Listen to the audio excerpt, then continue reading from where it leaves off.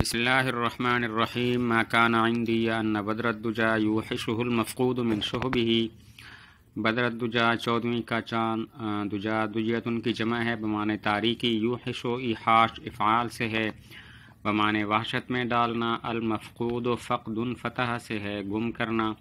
شہب جمع ہے شہاب کی بمعنی ستارہ،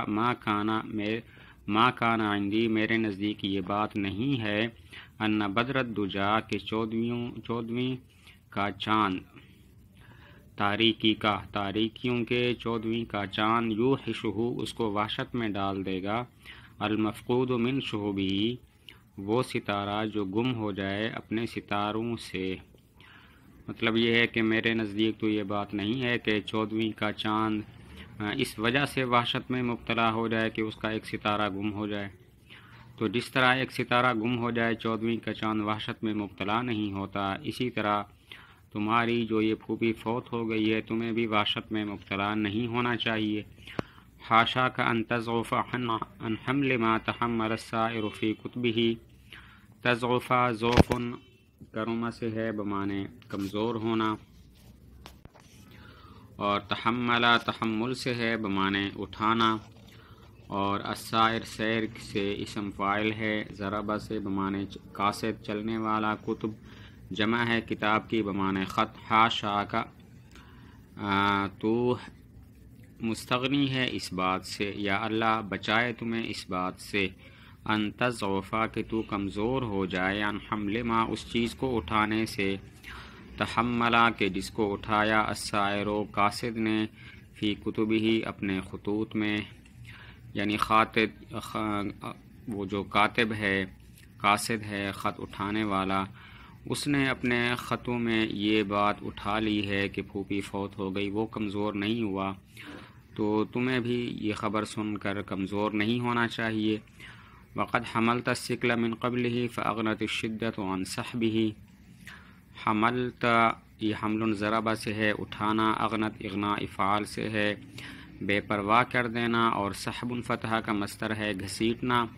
وقد حملتا حالانکہ تم نے اٹھایا، الثقل بوجھ، من قبلہ اس سے پہلے، فاغنت الشدۃ پس بے پرواہ کر دیا قوت نے، عن سحبہ اس کو گھسیٹنے سے، یعنی تم نے اس سے پہلے بھی بوجھ اٹھائے ہیں اور تم کمزور نہیں ہوئے ہو،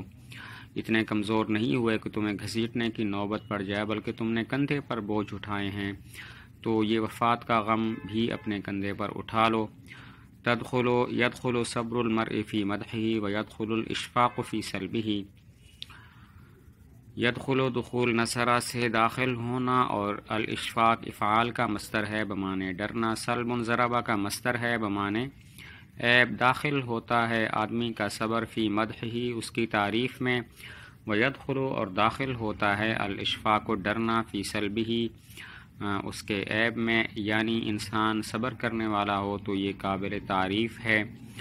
اور اگر ڈر جائے تو یہ قابل مذمت ہے۔ تمہیں بھی صبر کرنا چاہیے، ڈرنا نہیں چاہیے۔ مثلوں کا یسنی الحزن عن ثوبہ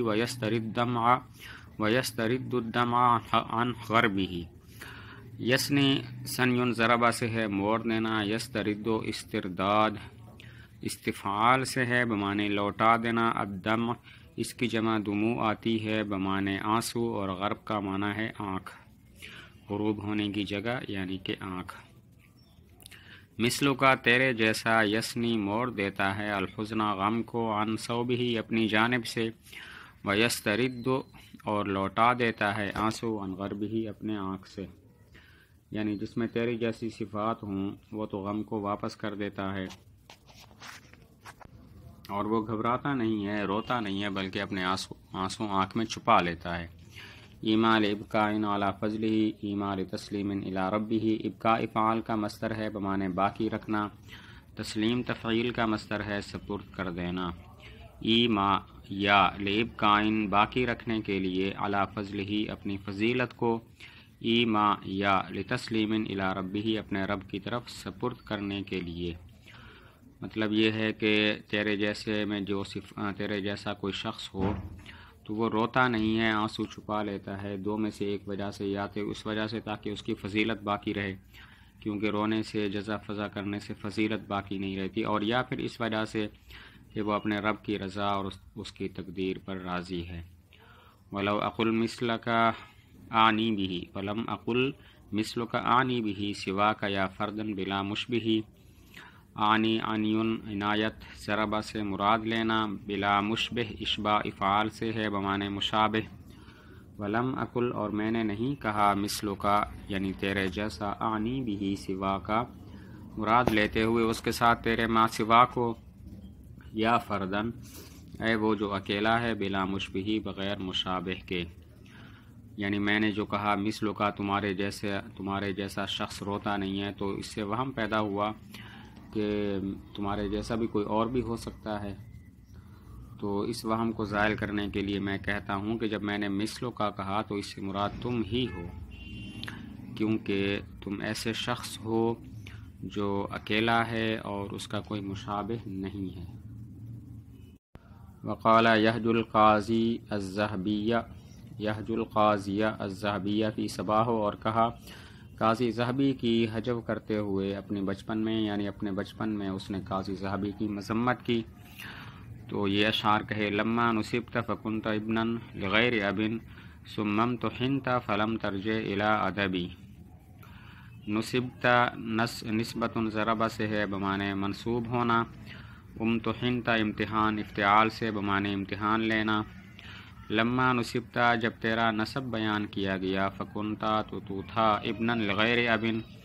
بیٹا غیر باپ کا، ثم امتحنت پھر تیرا امتحان لیا گیا، فلم ترجع الی ادبی تو تم نہیں لوٹے ادب کی طرف، یعنی جب تیرا نسب نامہ بیان کیا گیا تو پتہ چلا تو اپنے باپ کا نہیں ہے، پھر تیری آزمائش کی گئی تو پتہ چلا تو ادب سے بھی خالی ہے۔ سمیت بالذہبی اليوم تسمیۃ مشتقۃ من ذہاب العقل الی الذہبی، سمیتا تسمیہ تفعیل سے نام رکھنا، اور مشتقۃ اشتقاق افتعال سے اسم مفعول ہے بمعنی اخذ کرنا، اور ذہاب فتح کا مصدر جانا، سمیتا تیرا نام رکھا گیا، بالذہبی ذہبی، الیوم آج کے دن، تسمیۃ نام رکھنا، مشتقتاً جو مشتق ہے، من ذہاب العقل عقل کے جانے سے، للذہبی نہ کہ سونے سے۔ تمہارا لقب ذہبی ہے، دو احتمال ہیں، نمبر ایک ذہاب العقل سے ماخوذ ہے یعنی عقل کا چلے جانا، نمبر دو ذہب سے ماخوذ ہے یعنی سونا۔ پہلا احتمال صحیح ہے کہ تمہاری عقل نہیں ہے، اسی وجہ سے تم ذہبی ہو۔ ملقب بکا ما لقبت ویک بھی یا ایھا اللقب الملقى علی اللقب، ملقب تلقیب تفعیل سے ہے بمعنی لقب رکھنا، اور الملقى القاء افعال سے ہے بمعنی ڈالنا۔ ملقب بکا ما لقب رکھا گیا تیرے ساتھ اس چیز کا کہ جس کے ساتھ تو لقب رکھا گیا، ویک بھی افسوس ہے اس پر، یا ایھا اللقب اے وہ لقب، الملقى علی اللقب جو ڈالا گیا ہے لقب پر، یعنی تیرا جو یہ لقب رکھا گیا الذہبی، اس لقب پر افسوس ہے کیونکہ تم اس لقب کے قابل نہیں ہو۔ وقال